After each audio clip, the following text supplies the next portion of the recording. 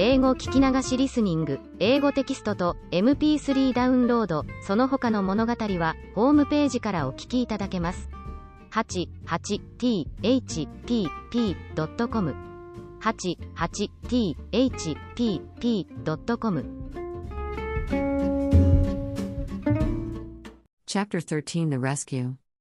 The cowardly lion was much pleased to hear that the wicked witch had been melted by a bucket of water, and Dorothy at once unlocked the gate of his prison and set him free. They went in together to the castle, where Dorothy's first act was to call all the Winkies together and tell them that they were no longer slaves.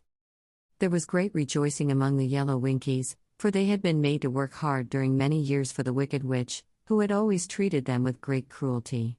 They kept this day as a holiday, then and ever after, and spent the time in feasting and dancing. "If our friends, the Scarecrow and the Tin Woodman, were only with us," said the lion, "I should be quite happy."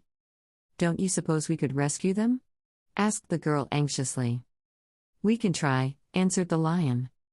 So they called the yellow Winkies and asked them if they would help to rescue their friends, and the Winkies said that they would be delighted to do all in their power for Dorothy, who had set them free from bondage. So she chose a number of the Winkies who looked as if they knew the most, and they all started away. They traveled that day and part of the next until they came to the rocky plain where the Tin Woodman lay, all battered and bent. His axe was near him, but the blade was rusted and the handle broken off short.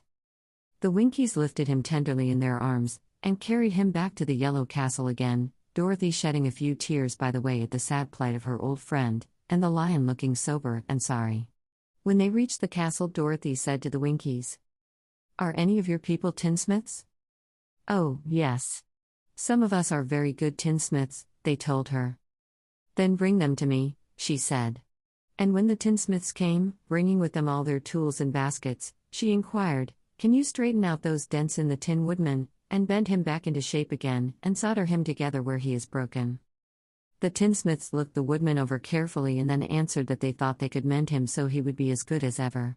So they set to work in one of the big yellow rooms of the castle and worked for 3 days and 4 nights, hammering and twisting and bending and soldering and polishing and pounding at the legs and body and head of the Tin Woodman, until at last he was straightened out into his old form, and his joints worked as well as ever. To be sure, there were several patches on him, but the tinsmiths did a good job, and as the woodman was not a vain man, he did not mind the patches at all.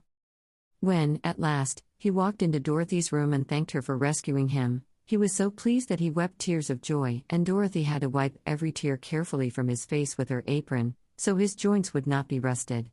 At the same time her own tears fell thick and fast at the joy of meeting her old friend again, and these tears did not need to be wiped away.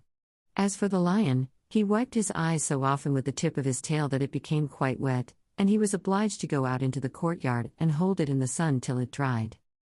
"If we only had the Scarecrow with us again," said the Tin Woodman, when Dorothy had finished telling him everything that had happened, "I should be quite happy." "We must try to find him," said the girl.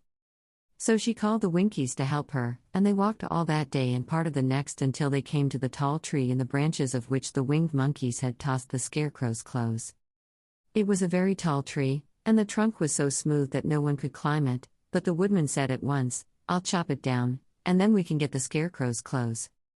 Now while the tinsmiths had been at work mending, the woodman himself, another of the Winkies, who was a goldsmith, had made an axe handle of solid gold and fitted it to the woodman's axe, instead of the old broken handle. Others polished the blade until all the rust was removed and it glistened like burnished silver. As soon as he had spoken, the Tin Woodman began to chop, and in a short time the tree fell over with a crash, whereupon the Scarecrow's clothes fell out of the branches and rolled off on the ground. Dorothy picked them up and had the Winkies carry them back to the castle, where they were stuffed with nice, clean straw, and behold, here was the Scarecrow, as good as ever, thanking them over and over again for saving him. Now that they were reunited, Dorothy and her friends spent a few happy days at the Yellow Castle, where they found everything they needed to make them comfortable. But one day the girl thought of Aunt Em and said, "We must go back to Oz and claim his promise." "Yes," said the woodman, "at last I shall get my heart." "And I shall get my brains," added the Scarecrow joyfully. "And I shall get my courage," said the lion thoughtfully.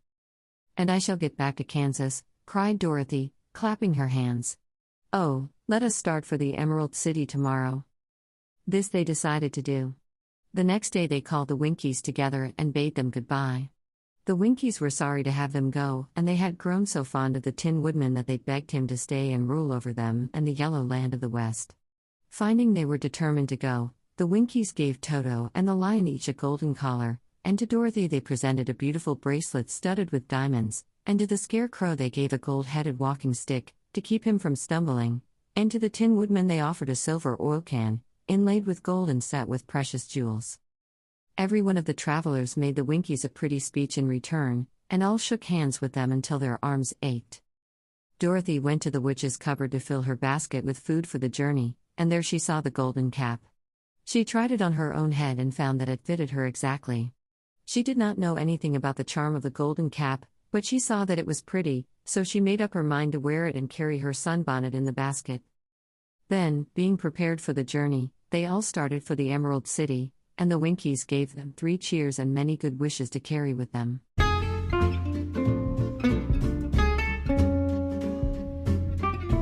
英語聞き流しリスニング、英語テキストと MP3 ダウンロード、その他の物語はホームページからお聞きいただけます。